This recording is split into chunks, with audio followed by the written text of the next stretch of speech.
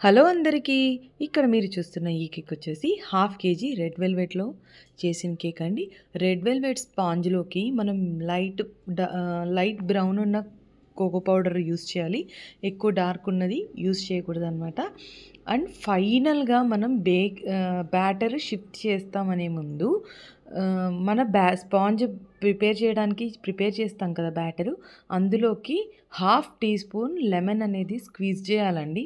Cocoa పౌడర్‌కి and లెమన్‌కి ఒక reaction create అవుతది.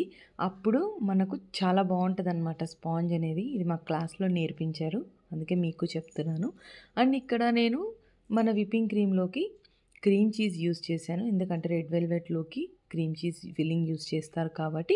And లోపల వైట్ చాకో చిప్స్ యాడ్ చేశానండి. ఎందుకంటే టేస్ట్ ఎన్హాన్స్‌మెంట్ కోసం. అండ్ ఇక్కడ చూస్తే నేను బాక్స్‌లో పెట్టుకున్నానండి. రెడ్ వెల్వెట్ క్రమ్స్ చేసి సెంటర్‌లో వేసేసి సైడ్స్ కూడా క్రమ్స్ వేసేసి నేను కేక్‌లోకి ఫినిష్ చేశాననమాట. ఈ కేక్ స్టోరీ వచ్చేసి ఫస్ట్ వాళ్ళు బ్లూబెర్రీ కేక్ కావాలన్నారు. కానీ మళ్ళీ మెసేజ్ చేశారు. మాకు రెడ్ వెల్వెట్ కావాలి అనేసి. నేను సరే అన్నాను. ఇన్‌కేస్ బ్లూబెర్రీ స్టార్ట్ చేసుంటే అదే చేయండి అన్నాను నేను. లేదు లేదు అయిపోతుందని చెప్పాననమాట. సో, అది ఈ కేక్ స్టోరీ. ఈ కేక్ లుక్ మీకెలా అనిపించిందో కామెంట్ చేయండి.